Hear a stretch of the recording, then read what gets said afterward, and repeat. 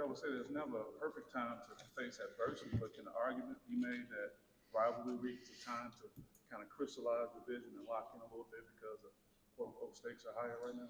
Yeah, I think anytime you get in a situation where you're going against a rival, it kind of pulls guys together a little bit, grabs their attention. Not that they weren't together and didn't have their attention before, but I think it just kind of takes it a little bit to the next level. I watch Michigan's offense. There's a lot of the little screens and sort of checkdowns and digging up kind of plays that, with tackling, with the problems you've had, it seems like that could be an issue. I know live tackling and things are limited, but how do you improve that aspect of your defense and just the tackling, the open field sort of stuff? What are the ways that you guys can correct that going into this game? Well, first, don't let them get out there, right? Tackling is about eliminating space, right? Space is the enemy of the defense. How do you do that? You set edges. That's one way, right? The second way you do that is you play with incredible effort. And then when you get to the point of attack, you got to trust low tackling. We're a low tackle operation, but in the last couple of weeks, we haven't trusted it. And so we got to trust it. We got to do it. And so it was something that was a point of emphasis yesterday's practice, which is a heavy first and second down day for us. All the positions really hit that at the beginning of practice because if you try to go high on guys out in space, your chances of success are much lower than if you go lower. Where does that Indiana offense that you faced, where does that rank in terms of offenses you faced in your coaching career, and particularly with their ability to either get you short and underneath and then go over the top? Yeah, I mean, it's very good. It's hard to compare. I think here's what I'll say for them. I think they're one of the more efficient offenses that we've defended. I think there might be some other offenses over the years that maybe had more explosive playmakers. They have good playmakers, don't get me wrong, but that was probably one of the most just efficient, where like they don't really make many mistakes and they take what you give them, and then the second you're not in the right spot, they exploit it. So that's how I would kind of classify them. What was the message to the defense after the game as far as how you performed and what you see to be corrected? Yeah, we made a cut up of all the corrections and we showed them by position, and then we talked about what we need to do to fix them, and then we kind of moved on, and then we're able to kind of talk about, hey, what this week's going to be and the rivalry and all those things. So we turned the page pretty quick after we went through the corrections. The offense is, I think, 6 scores up on the first possession in 7 games. Yeah. I mean, how important would it be, get the stop to back that up and try to get a lead? Yeah, we want leads and we want stops whenever they happen. So that's kind of where we're at in terms of. I agree with you, and so that's important for sure.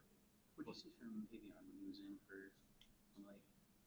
Well, it wasn't so much from what we saw from when he was in. It was what we saw during practice, where he started to ascend and climb. And obviously, I think we're not certainly pleased with the performances that we've been having. So what we've been doing is evaluating guys in practice who are consistently doing their job and doing it at a high level. And he was one of those guys who maybe at the beginning of the thing was lower on the depth chart, but has been consistent with his performance in practice. And so we wanted to reward that. And you're going to see that continue to be rewarded because, there's the initial evaluation, but then there's the evaluation of game days. And so we want to put guys out there who are consistently in the right spot doing what they're supposed to do. And he did it, went in, performed solid, well. And so he'll continue to get reps. The touchdown run that Indiana had at the end of the first half, or kind of what you saw in the breakdown of that. Yeah, a guy ran off the field who wasn't supposed to. So then the safety had to go over and cover the guy that he didn't cover. And then we didn't have a safety in the run fit. They ran the play in the second half, and it got hit for 2. You were down 10? We weren't down. There was 11 guys on the field, but they weren't in the right spots because one of the guys started to run and realized the ball was being snapped and turned around and ran back. So, yeah. Coach, how difficult is it sometimes? You reference corrections, but to stay consistent with your routine and not change your routine, or do you have to have an open mind as far as evaluating what your day in, day out is when you have some challenges going on? Yeah, well, I think you got to have a routine that has got you to where you are in terms of preparation, right? So there's that. I don't think any organization works well if there's constant change and no one has any idea of what it looks like, right?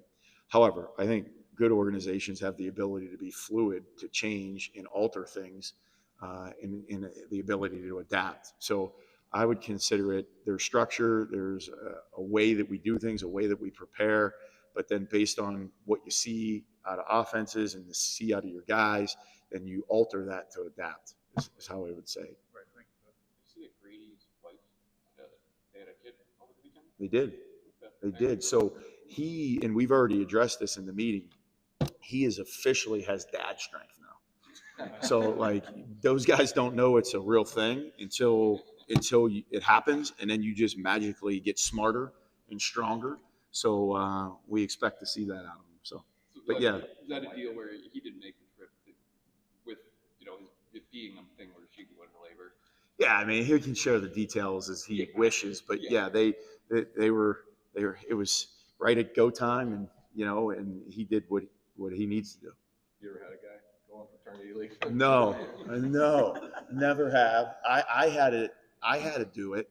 I get flack from my wife about it all the time because we were getting ready for I want to say it was Ohio State, and like my wife was having the baby, and we went, and like I fell asleep.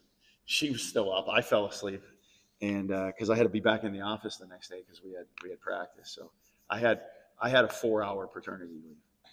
So some people get weeks. I had 4 hours. Oh my God. So What year was that? 2018.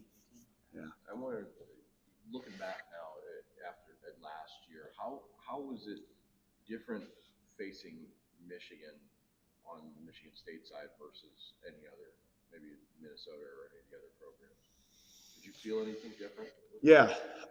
So here, I've been in rivalries over the years, right? And I kind of talked to the defense about this. Is that at Teal we played Grove City, right? And at Allegheny we played Wittenberg, and at Maine we played New Hampshire, and we didn't really have one at Rutgers. But at Minnesota we had Wisconsin, right? And you come here and you play in this game, and this one trumps all those. It's just different. It means more to people in the state. It means more to the players, and there's more edge to it. So, not that those other ones weren't big ones, they were, but you don't understand it until you play in the game. And so I think that was really a chance to see it and be around it and feel it last year, and now you kind of have a good sense of what it is. Do you ever laugh about the fact that you've tried to go for 2 different all-by league team trophies? Yeah, I'd like to get the daily double. I'd like to get both of them. That would be nice. But yeah, it is kind of strange when you think about it that there's 2 trophies named the same thing. But this one would be huge. Think about the quarterback, Joe, young guy, he's played a little bit now. Yeah. Seems to have some ability. I think he's got great size. I think he's got great arm strength. I think he's got great athleticism. I think he's getting better every week. He's got escapability. He can make throws all over the field because of his arm strength. So I think, he's a guy that's gotten better every week, and I think highly of him. If we're going to play well on defense, we've got to do a really good job against him. So To make them a little bit different challenge versus last year when they were kind of cycling through quarterbacks and the pass game was not as efficient, and now they're not that they're lighting it up, but there is more. yeah, for sure. I mean, last year I think they had played 3 quarterbacks by that point, and so yeah, and they all were a little bit different. So I think certainly they're more explosive and have had more success in the air. So Just a week where, particularly when you have true freshmen in there, that you gotta, you emphasize knocking them off the spot a little more, and not so much maybe dropping them more, but trying to get more of the pressure. yeah, I mean, I think it's always important to be able to get a pressure on a quarterback, and from week to week, there's different ways to do it. There's different emphasis on it. And so, we make those evaluations. I'm not going to get into exactly what we're kind of thinking, but I think anytime with a quarterback that you can create pressure, it's an advantage for the defense. So, New OC for them this year, is it still the run game though that's driving the whole thing? Yeah. That's what you look at? yeah, and the run game's still very similar to what they were doing last year. They have certainly some new wrinkles, but they are a physical team, and they run the ball and run a variety of different run schemes and do it out of a bunch of different personnel groupings, and they do it out of some bigger personnel groupings than maybe most of the people in the league are doing right now. So they do a really good job with it. You mentioned the run game. Against Indiana, you mentioned, if you're not in the right spot, they can make you pay. Sometime in the last week or two, we've had situations in which players are not in the right spot, but it's not necessarily players that began the year as starters. So as you try to get those players more and more tuned in, you talk about the frustration level there, or the progress needs to be made while keeping their spirits up. Am I wrong about that? Yeah. So, I mean, frustration, you got to be careful with frustration as a coach, right? Because frustration doesn't allow you to be a good teacher. And so we all have a vision of what we want it to look like. And then there's how it actually looks. And then you've got to work really hard as a coach to get it to look how you want it to look. And yeah, there's been some guys in and out, but the expectation is still the same. And I think what we do is we just go to work to coach them and show them the pictures and talk to them about what they need to do. And the coaches positionally, and then me as the coordinator, that's kind of how we approach it. I think when you get frustrated, then you start acting in a way that's not conducive to being a good teacher. So. And those inside linebackers, they're getting a lot of snaps and so forth. How would you rate their performance?